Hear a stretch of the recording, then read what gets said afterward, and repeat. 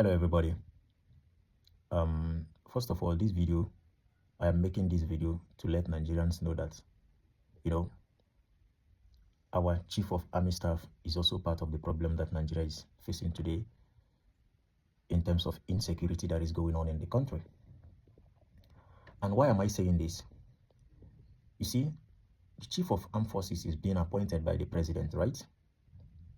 And I feel like these appointees are not because of what these people can be able to offer, not because these people has the capacity, in terms of securing the nation, but because these key positions are being given to them because they are loyal to the president. So I feel like if Nigeria is a working society, the Chief of Army Staff would have, resigned because of the kind of insecurity that is going on in the country, and he was not able to do anything about it. No strategy, no intelligence, and all that. So that is what I want every Nigerian to know today. That man, Chief of Army Staff, is also part of the problem we are facing today. I see no reason why that man wouldn't have resigned by now. I don't actually know exactly what he's waiting for. I don't know if he's waiting for all Nigerians to, die before he can be able to resign. So, and I'm saying this because this man now is planning or already conducting Operation Sweeping in the southeast, one of the safest regions right now as we speak of today in Nigeria. Why thousands of Nigerians are losing their lives on a daily basis in the north, and this man was not able to do anything about it. But he wants to go and conduct Operation Sweeping in the southeast. Even some of these communities that are being attacked by this Boko Haram insurgency, before Boko Haram come to attack these communities, sometimes they give them a message, they send them a message that they are coming on so day. And the communities will pass this information to the military. At the end of the day, the military will not be able to do anything, and these people will come and attack people, in these communities and go away with it. Nothing will happen.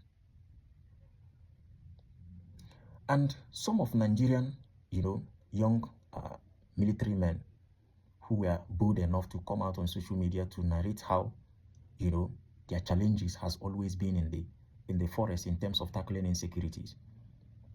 You hear them saying that whenever they come, in contact with these people, they are being given a command by their commanders not to fire these people, these Boko Haram insurgencies.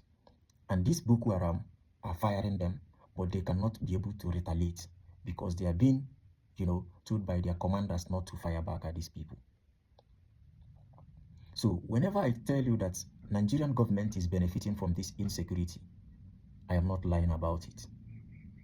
If you use your brain as a thinking human being, you know that the insecurity that is going on right now in the north, that the government is benefiting from it. High-profile people are benefiting from that insecurity. And that is why it keeps happening, and governments are not able to do anything because they are the insecurity. High-profile people are benefiting from the killings that is going on in the north. And basically, it's not because of the Chief of Defense Staff or Chief of Army Staff don't know what to do to stop the insecurity, but because the people that is loyal to are involved are benefiting from this insecurity. So basically, cannot be able to do anything because the insecurity has gotten to the extent that even if you remove this Chief of Army Staff today and put somebody who is not a military person, an ordinary citizen to be the Chief of Army Staff today, it will definitely defeat the Boko Haram insurgency.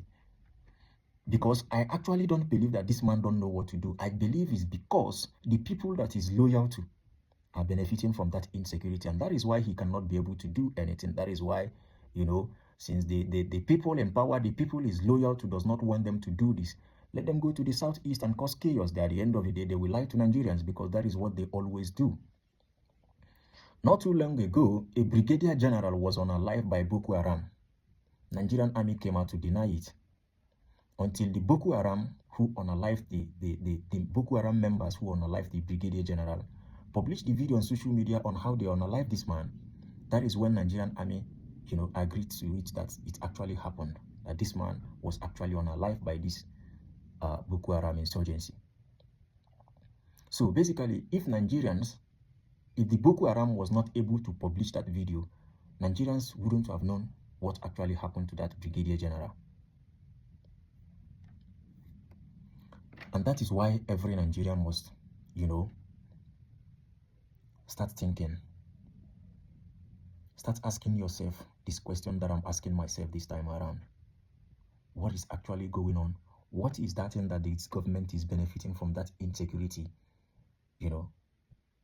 that is driving people away from their ancestral home, from their communities because of insecurity, and the Nigerian government cannot be able to do anything about it because we have military.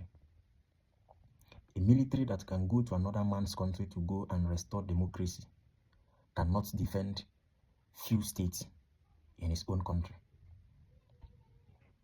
So basically, like I said earlier, Nigerian government are the one killing people in the north. They are the insecurity in the north.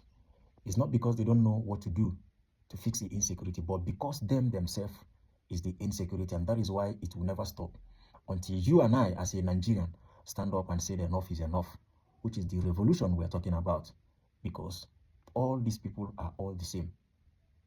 The only way forward right now in Nigeria, in a situation that we are right now in Nigeria, is a revolution. Share this message, guys.